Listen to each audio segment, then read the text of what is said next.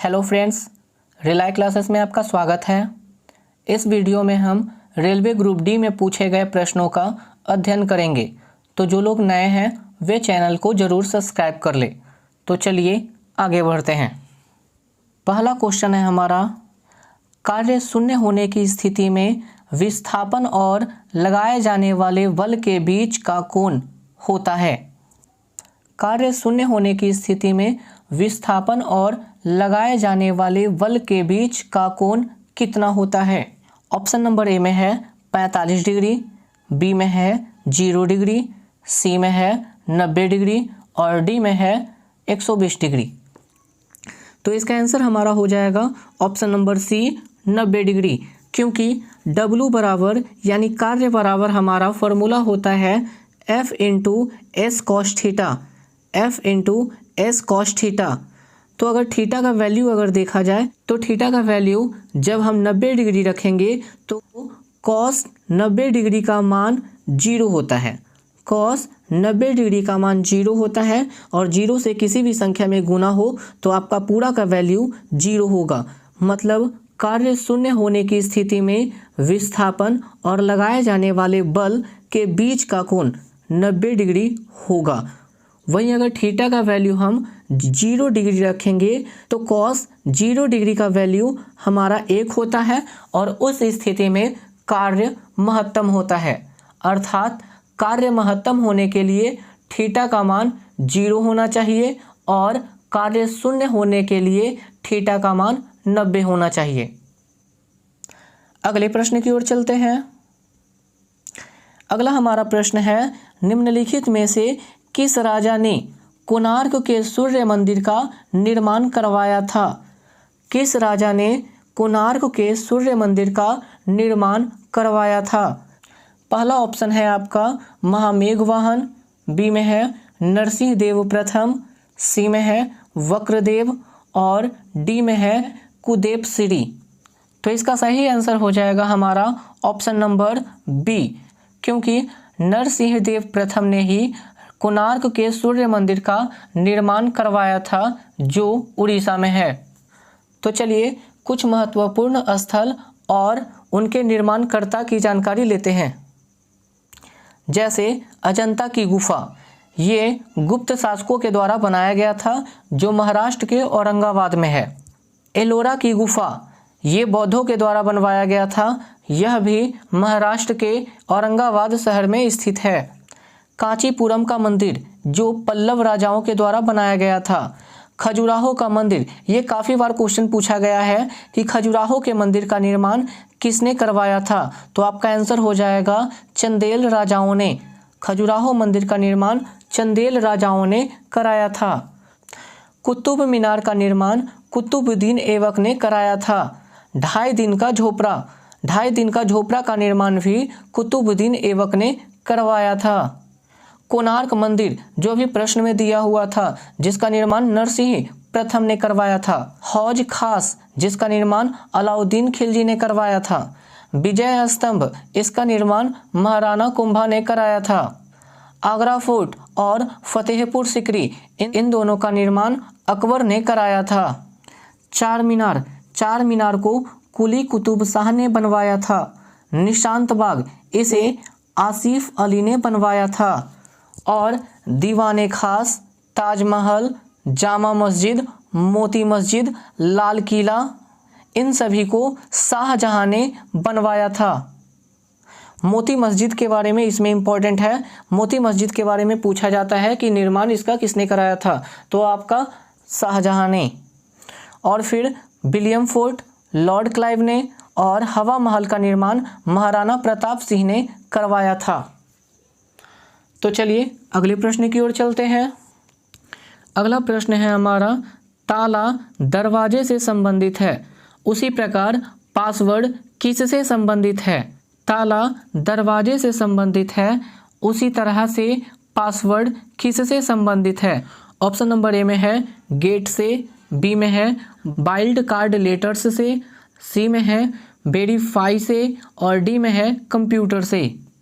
तो इसका आंसर हो जाएगा ऑप्शन नंबर डी, क्योंकि जिस प्रकार ताला दरवाजे से संबंधित है उसी प्रकार पासवर्ड कंप्यूटर से संबंधित है। नेक्स्ट क्वेश्चन की ओर चलते हैं। अगला हमारा प्रश्न है 70 kg के भार को उठाने के लिए 9800 जूल की ऊर्जा का प्रयोग किया गया। भार को कितनी ऊंचाई तक उठाया गया? यानी 9800 जूल की ऊर्जा का प्रयोग करके जब 70 kg के वजन को उठाया जाता है तो उसकी ऊंचाई कितनी हो सकती है? ऑप्शन नंबर ए में है -14 मीटर, बी में है 140 मीटर, सी में है -140 मीटर और डी में है 14 मीटर। तो आइए इसे सॉल्व करते हैं। चूँकि हमारा दिया हुआ है कि m यानी द्रव्यमान जो है हमारा 70 kg है और हमारा w का वैल्यू 9800 जूल जो आपका दिया गया है, जहाँ w का अर्थ किया गया कार्य, m का मतलब द्रव्यमान, g का मतलब गुरुत्वीय त्वरण और h का मतलब ऊंचाई। तो w का वैल्यू 9800 जूल दिया हुआ था, m मतलब द्रव्यमान का वैल्यू 70 kg है, g यानी गुरुत्वीय त्वरण का वैल्यू ऐसे 9.8 मीटर प्रति सेकेंड होता है। न्यूमेरिकल प्रश्नों में सामान्यतः इसका वैल्यू 10 मीटर प्रति सेकेंड लिया जाता है। तो यहाँ हमारा g का वैल्यू है 10 और h आपका निकालना है, तो इसको जैसा है वैसा रहने देंगे। अब 9800 जैसा था इसको इसी साइड रहने दिए और इधर 70 में 10 से जब गुना होगा तो ये 700 बराबर के इस तरफ गुना में है, तो बराबर के इस साइड में आ जाएगा तो आपका भागा में आ जाएगा। और जब दोनों को हम काटेंगे तो आपका h का वैल्यू निकलेगा। तो इसका हमारा आंसर हो जाएगा ऑप्शन नंबर डी यानी 14 मीटर। तो चलिए अगले प्रश्न की ओर चलते हैं। अगला प्रश्न है परमाणु क्रमांक 57 वाला तत्व संबंध रखता है। ऑप्शन नंबर ए में है डी ब्लॉक से, बी में है एस ब्लॉक से, सी में है एफ ब्लॉक से और डी में है पी ब्लॉक से। तो इसका आंसर हमारा हो जाएगा option number A D block से, क्योंकि परमाणु क्रमांक 57 वाला तत्व का संबंध डी ब्लॉक से है। अगर बात की जाए कि परमाणु क्रमांक 57 किस तत्व का होता है तो उसका नाम है लांथनम। लांथनम का परमाणु क्रमांक 57 होता है। वहीं अगर बात की जाए लोहा की तो लोहा की परमाणु संख्या 26 होता है और क्रिप्टन की परमाणु संख्या 36 होता है। तो चलिए नेक्स्ट क्वेश्चन की ओर चलते हैं। अधिक अंतरकोशिकीय प्रसार के लिए डैश कोशिकीय विरल रूप में होती है। ऑप्शन नंबर ए में है कोलेनकाइमा, बी में है स्क्लेरेनकाइमा, सी में है पैरेनकाइमा और डी में है फ्लोएम।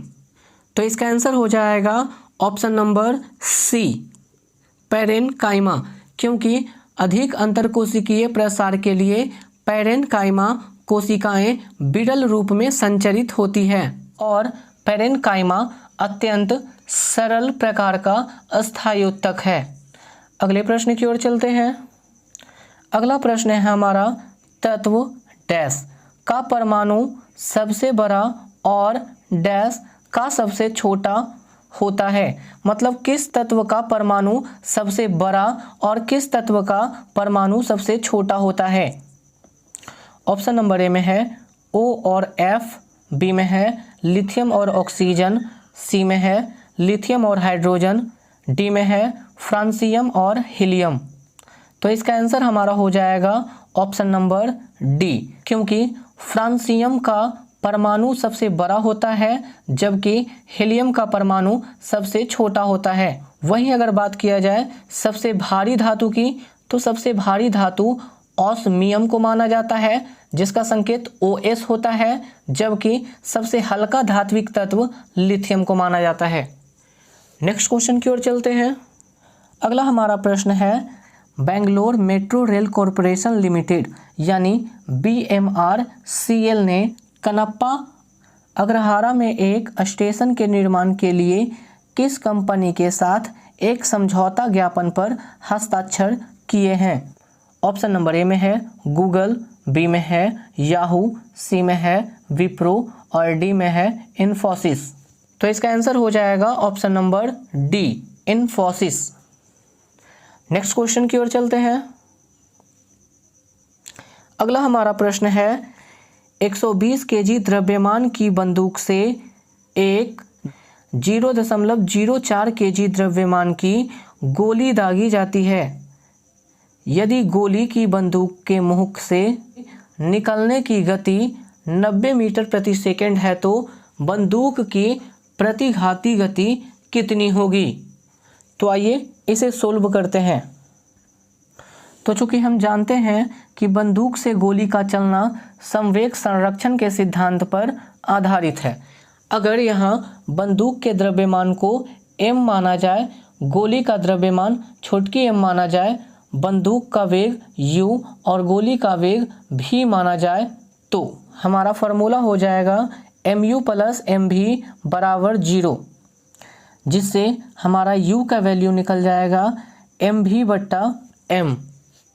छोटकी m का मतलब गोली का द्रव्यमान जो हमारा 0.04 दिया गया था, v का मतलब गोली का वेग जो हमारा 90 मीटर प्रति सेकंड था, और कैपिटल M का मतलब 120 जो आपका बंदूक का द्रव्यमान दिया गया था।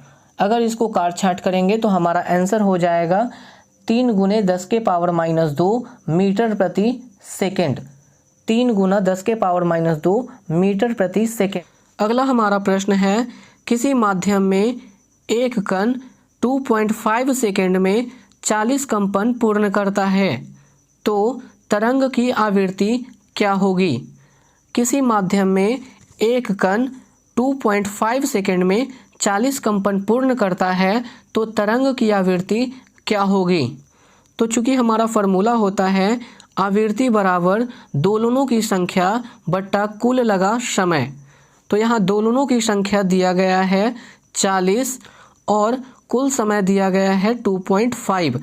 जब इसको डिवाइड कीजिएगा तो आपका आंसर हो जाएगा 16 हर्ट्ज, यानी ऑप्शन नंबर डी 16 हर्ट्ज।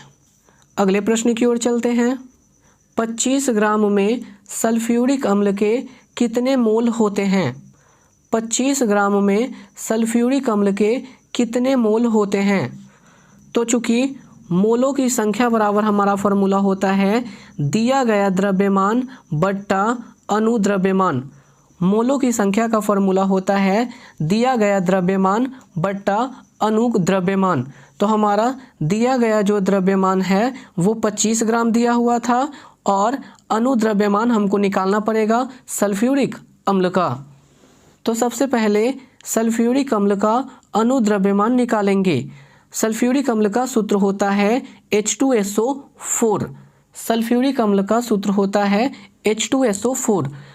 चूँकि हाइड्रोजन के 2 अणु का द्रव्यमान 2 ग्राम होता है, सल्फर का परमाणु संख्या 16 होता है और परमाणु द्रव्यमान 32 होता है, जबकि ऑक्सीजन की परमाणु संख्या 8 होती है और परमाणु द्रव्यमान 16 होती है। तो ऑक्सीजन के अगर 4 अणुओं का द्रव्यमान निकाला जाए तो 16×4 = 64 ग्राम होगा, अर्थात सल्फ्यूरिक अम्ल का अनुद्रव्यमान हमारा 98 ग्राम होगा। तो जब 25 और 98 को हम डिवाइड करेंगे तो इसका मोलों की संख्या आएगा 0.255 ग्राम। 0.255 ग्राम। तो आपका आंसर हो जाएगा ऑप्शन नंबर, क्योंकि ऑप्शन नंबर ए में है आपका 0.255।